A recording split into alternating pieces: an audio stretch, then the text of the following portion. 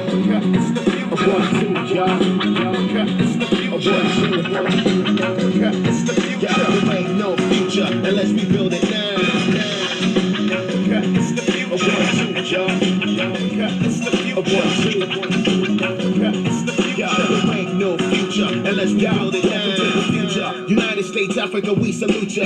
A new state of mind, I introduce ya. Close your eyes and visualize the rise of a new paradigm. Solar powered skyscrapers. Welcome to the Africa Must Unite podcast, a podcast dedicated to inspiring African people worldwide to rise up, organize, and struggle for Pan-Africanism, a unified, liberated, socialist Africa, the only permanent solution to the exploitation and oppression of African people, no matter where they happen to be born or happen to live in the world. Now please, welcome the hosts of Africa Must Unite. Africa's future is now, so get ready.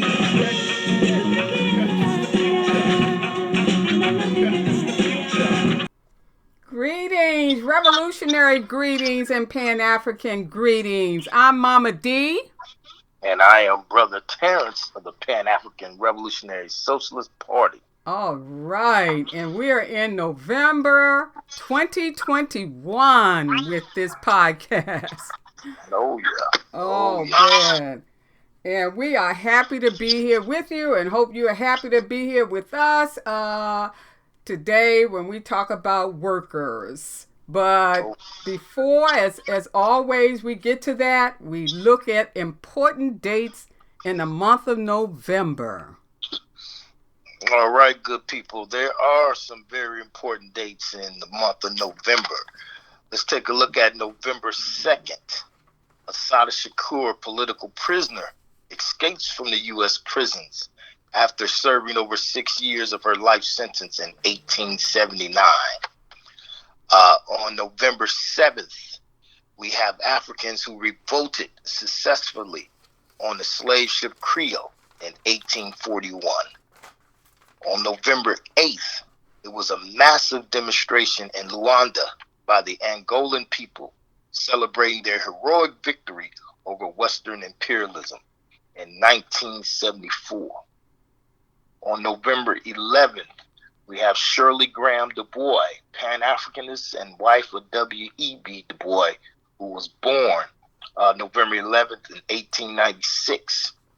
Also on that day, Angola earned its political independence, or they call it Political Independence Day, 1975. And Nat Turner, African freedom fighter, was also hanged on November 11th, 1831.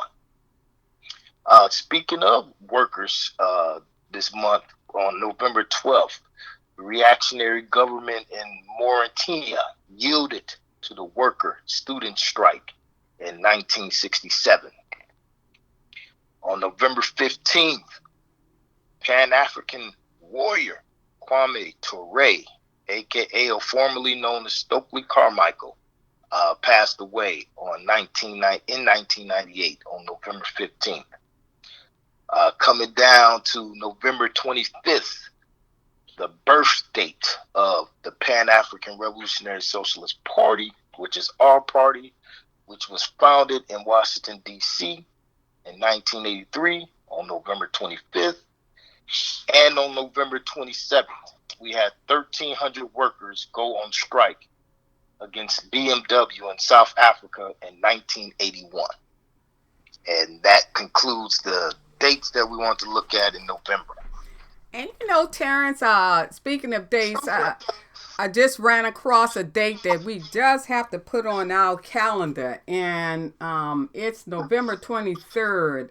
And in 1958, it was the formation of the Ghana-Guinea Union, with Mali joins in 1960. So this was the whole beginning of trying to erect the unified socialist Africa.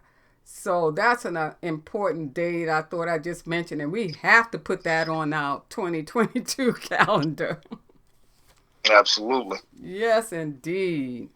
Well, moving on, all this year, 2021, the Pan African Revolutionary Socialist Party has been highlighting the works of African warriors. And these highlights come from our 2021 calendar, which is Heed the Words of the Warriors, Guided Messages to Uplift African People. And so these words we've been sharing with you, and then we've been focusing on the particular topic that these warriors might highlight. So we started off with identity, who we are as a people. We went to enemy, objective, strategy, tactics. We went to leadership, culture, women, and last month we dealt with youth.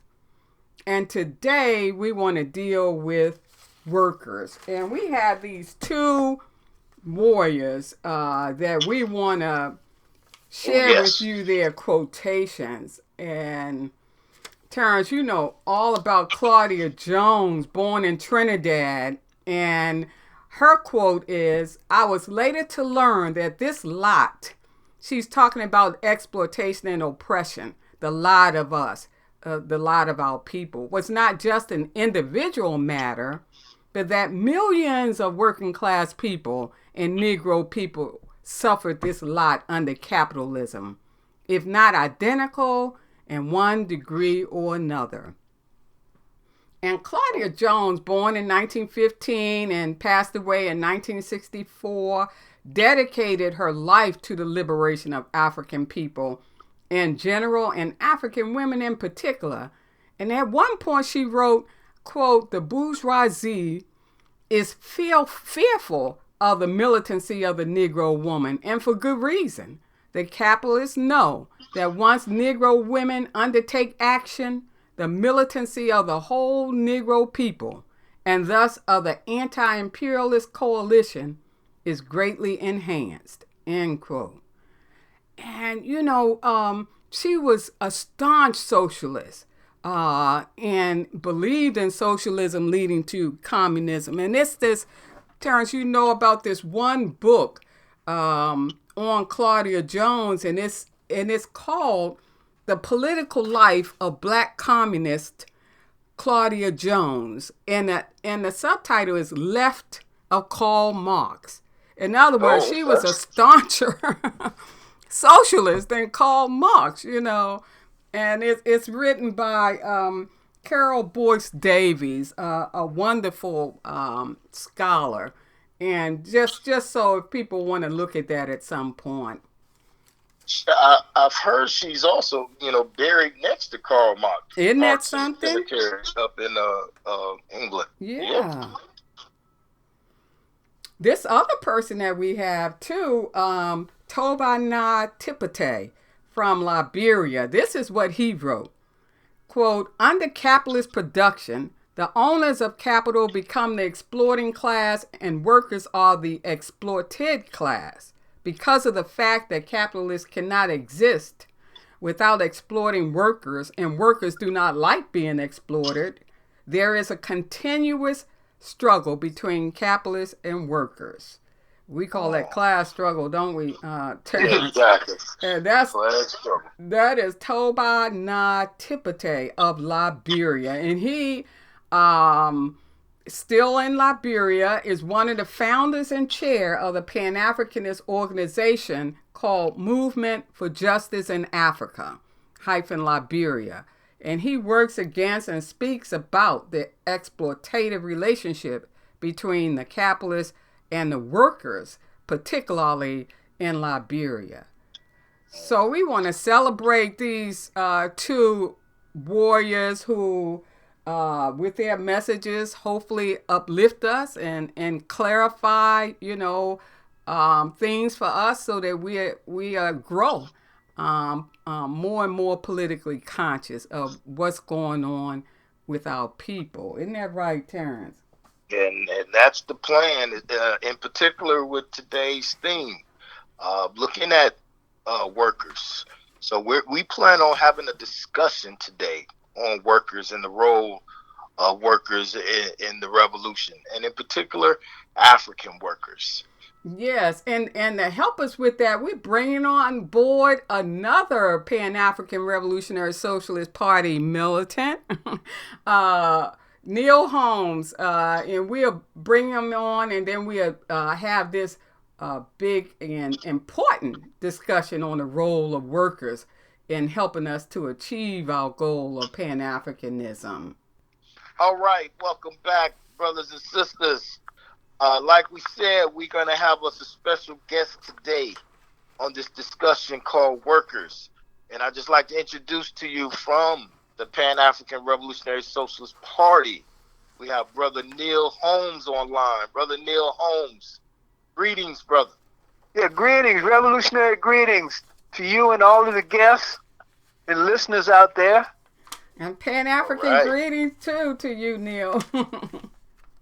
Yeah, thank you. Well, we're going to jump right on in there because there's some real important points that you're going to make. And so I'm just going to ask the very first question, and that is, what is the working class?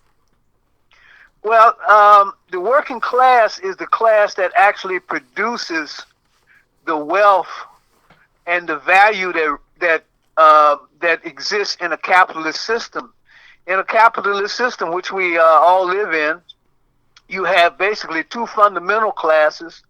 The people who own and control the means of production, that is the capitalists, and they own the big factories, the big plantations, farms, the big ones, the mines, and all of those types of things.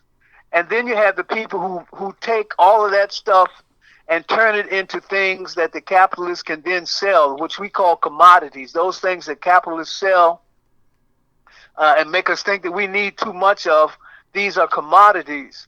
And the way this thing works is that in the process of production, a worker produces, puts his labor or her labor into a product, and that labor produces value in that product. But the worker only gets paid for part of that work. The worker pretty much gets paid enough to live in that, whatever it takes to live in that society. The rest of that money goes back to the capitalist. So the capitalist is basically stealing a part of the worker's day, because part of that worker's day is basically for free. So, and because capitalism is based on the slave system, so you have a little bit, every worker has a little bit of enslavement involved with it. There's free labor that goes to the capitalists. They take this money that they rip off from us, and the majority of the world's people, and certainly the majority of Africans are working class people, even if we're not working, even if we're unemployed. And they take that money that they rip off from us, and they take that money and they use it to control us. So they equip these police forces that we see with all kinds of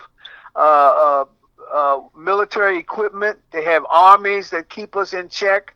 And then they have ideological institutions and cultural institutions, schools, movies, radio stations, all these kinds of things that try to hinder us from having any kind of consciousness of ourselves as workers, and any kind of consciousness that would make us become revolutionary. So we take our own labor is used, and the wealth from our own labor is used to enrich this tiny minority of people who control the world, and at the same time we don't benefit. It's keeping us in shackles, so to speak. And so that's pretty much what a worker is. Yeah. Go ahead, Mama D. Oh, I was just going to say, you hit upon some very, very important points. And one of the things we're going to do in our next calendar, that's the African World is on Fire, and only a unified socialist Africa can extinguish it. One of the things we're going to do is talk about the the wealth that was just made in the past year by these capitalists, as we suffer and we've lost jobs, we've been evicted and all that. And, just the amount of wealth that has been accrued during this whole pandemic time is just amazing. But I had a quick question for you. You know, in terms of the whole question of the worker and the owner or the capitalist, because sometimes, you know, when you talk to an audience or you talk to students, sometimes they say, you know, well, the owner got to pay overhead. You know, they got to pay for equipment, they got to pay for lights, they got to pay for this. So, you know, they this is what they need the extra money for. What do you say to that, Brother Neil? Well, what I say to that is basically those capitalists are basically leeches. Yes. And if they didn't exist, if they weren't stealing all that wealth, you would look how great schools we would have. They don't even want to pay taxes. You know, you have these people who are trillionaires. Yeah, we have people who are now trillionaires, literally trillionaires. And we have a handful. There are about 8 people, man, who have almost as much money as half of this, as the lower, 25-30% of this country. A handful of people. When I say a handful, I mean 8 or 9 people. You know, people who have enough money that they can shoot rockets to the moon, take luxury trips to outer space. Oh no. You know, and they don't want their workers to have. You know, you have Jeff Unions. Bezos. Who can do that? He doesn't even want to pay his people. Have his people in Amazon have unions. No, that's right. So what could we have if we didn't have these leeches just living on us? They are basically leeches, like Malcolm would call them bloodsuckers. They are vampires. You know, they live off of people. And live off the blood of people. If they didn't exist, if they weren't stealing all that wealth, you have to turn that question around. If they weren't stealing all that wealth, what kind of schools could we have? What kind of housing could we have? You know, why is it that you have Cuba, a little country with only 11 million people? You have hundreds of sanctions against them, which means they're not allowed to really freely interact and have economic relations with the rest of the world. And yet they have a better healthcare system than you have in this country. Better education. You know, they are able to have train some of the best doctors in the world, and their doctors go all over the world giving healthcare and go right into the worst conditions. They have free medical schools. I think we lost you a little right there. Yeah. They provide. I'm talking about the Cubans now. They provide actually scholarships to Africans in this country, free medical education. And the only thing they require is that when you go back and serve people in your community. Well, Neil, we're going to stop it there for a minute because I think some of the sound in terms of your voice kind of faded a little there. Oh, okay. Is that better? That's a little better, but not like it was when we first started. How does it sound to you, Terrence? Yeah, he faded as if he moved locations. Okay. Yeah. Is that better? Yeah, that's fine. Okay. So that Cuba example was right on the nail on the head right there, Neil. Let's move to question 2 here and just focus in particularly on us. We know the workers across the board are exploited of all ethnicities and identities, but why should we focus on African workers in particular? Well, African workers, first of all, this question of slavery itself, this question of capitalism itself grew out of slavery. So African workers are probably the most oppressed workers in the entire world. There would not be capitalism without slavery. Slavery was a global system. Africans were enslaved globally, and so there's a need for Africans as a group of people, as workers, to unite as workers around the world as African workers.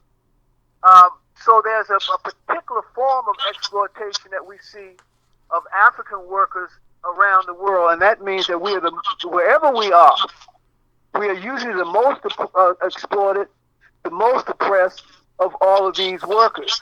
Also, we see that in our community, our workers are the majority of the community. We might be confused about it. We might, because of ideological problems, we might want to be something else. But basically, our community is a community of workers.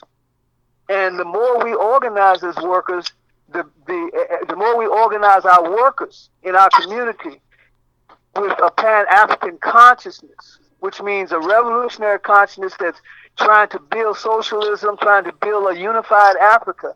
At the same time, we're trying to transform the system of capitalism into a system of socialism. That means the better for us.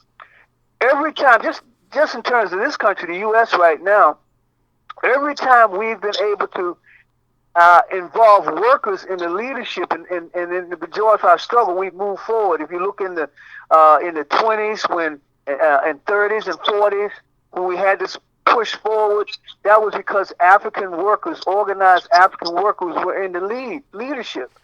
And the same thing in the 60s. We began to move forward because we had organized African workers taking charge of this movement. The same thing we see all over the world. If you look in the Caribbean, for instance, you see down in Trinidad, Tobago, for instance, African workers taking the lead. Those workers who worked in the oil fields and so forth took the lead, not only for labor issues, but also for independence issues. African workers were a major part of the Cuban Revolution. African workers in Grenada pushed that country forward when it began to really move forward before the U.S. sent in its Marines and its troops to squash that revolution.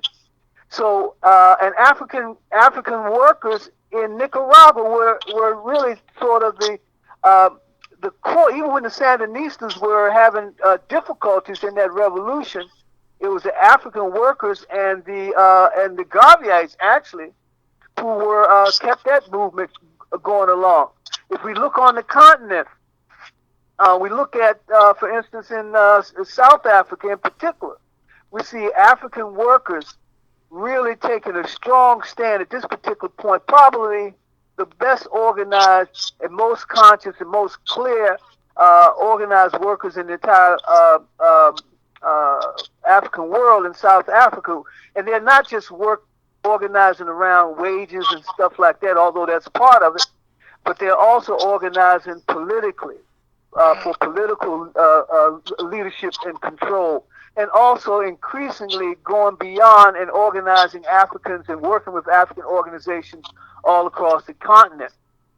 So we see everywhere in the African world, whether we're talking about in Africa itself, in the Caribbean, in the United States, in Europe, we see African workers, people who are washed up across that Mediterranean Sea, and they have sharks following those boats just the way those sharks used to follow other ships, those slave ships bringing us to the U.S. Those Africans are moving into Europe, and they are organizing there as well, and they are in the leadership, much of the leadership in the movements for greater justice in those kinds of places. So wherever we find our people, even in the Gulf, in the Gulf where we have African workers who often have no rights whatsoever, victims of rape, of physical abuse, and whatnot, and there as well, African workers are more and more standing up to that abuse and challenging, and by their challenges are pushing those societies to account and for greater justice within those. So everywhere African workers are, we are struggling. We are at the very bottom of the society, and our struggles are central to the greater push for humanity, for greater humanity around the world, but in particular for our people and for the liberation and unification of Africa. And that's wonderful, thorough answer. I think you even addressed our question number 3 all in one, right, Terrence? With the whole business of African workers and what they're doing at home and South America, the Caribbean, Europe, and the Gulf countries. And, you know, we always say youth are the spark us to change, but we wouldn't do anything without the workers. I mean, the workers are what we depend on to make change, you know. So the youth and the workers bond. I'm sorry, Terrence, what you were saying. No, I was just saying they're the front line right there. You know, so, absolutely. Yes. So that was really good. So I guess we go right to number 4, Terrence.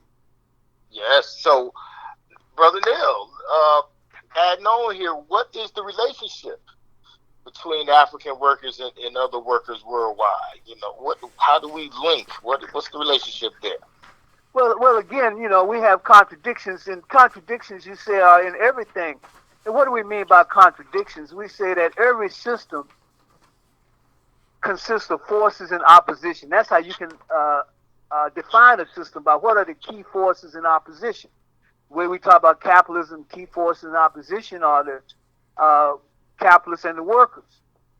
We also have contradictions within our community, and these contradictions we see. So at the same time that we see these, you know, workers fighting, for instance, for justice in South Africa, we also see South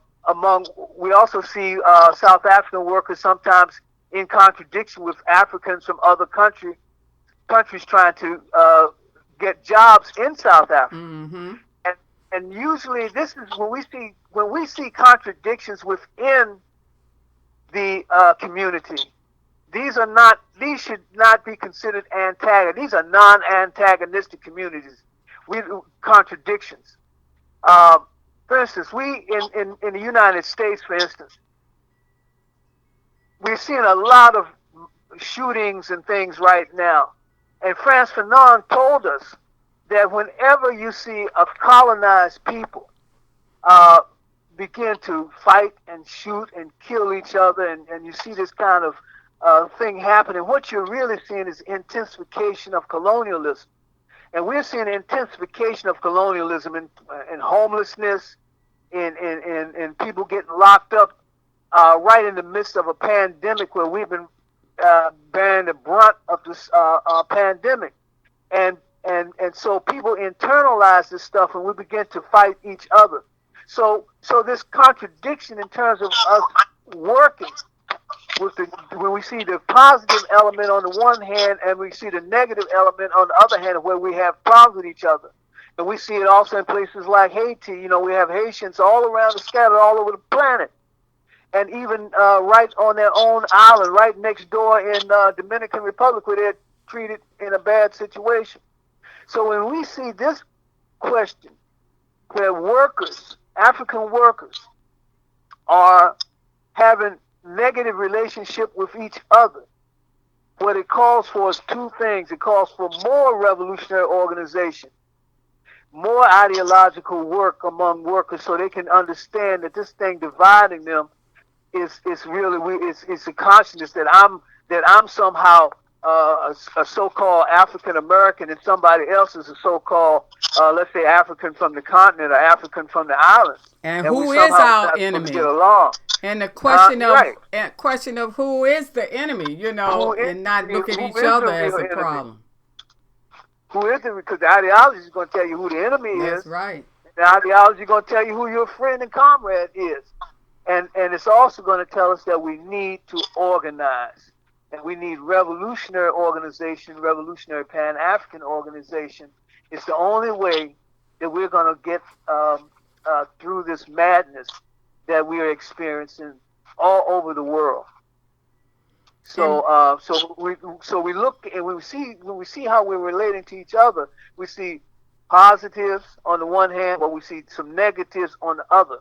We also see increasingly inside the African working class, because of this deprivation of resources and poor living conditions and all these other things, and this ideological madness that's put upon us by the mass media and this what do you call this stuff, social media. We see increasingly bad relationships between African men and women, and these are all issues that have to be resolved through organization, ideological study, and ideological work, and practical work among our people, and revolutionary work. So that's where we are. We're at a stage now. And I'm sorry. I was just going to say we're at a stage now where the concrete conditions exist for us to really do the kinds of thing that Kwame Nkrumah talked about, where our people, particularly our workers, are scattered everywhere in the world, and we can see the contradictions that happen to us all over the world in a very similar kind of way. And the only thing that keeping us from really making this next move toward total liberation, total unification, and scientific socialism is understanding ideologically who we are, who the enemy is, and what our objective should be, and organizing ourselves to make that happen, and making sure that we move to participate as having workers at the core of this reality and this experience. And one of the things, we always talk about is, Neil and Terrence, is, today, the best teacher is, like Neil said, revolutionary Pan-African organizations, but also to form a coalition of revolutionary Pan-African socialist organizations, so that we can better and more effectively teach our youth, share programs, share literature, we can reach more and do more if we come together as a coalition of revolutionary Pan-African organizations and build alliances with other workers other than Africans. I mean, we always talk about coalition building and alliance building. And so some progressive others, whether European or Asian or whatever, we can build and we always have.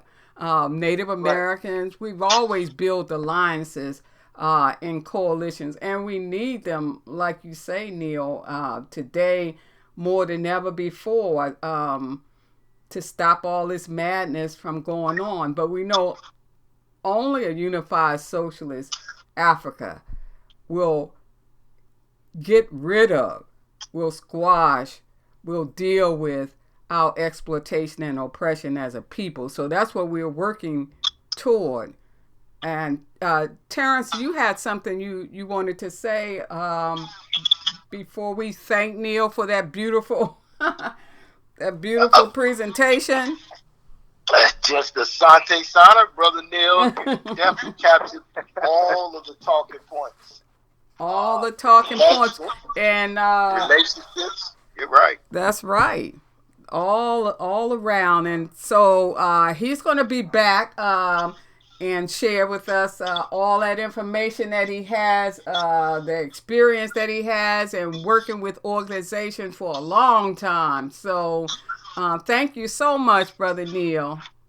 Well, thank you, and forward ever. All right. Backward never. Backward never. What a powerful discussion there, and vital information that can be used, that needs to be utilized. Isn't that true? I hope you all out there enjoyed that.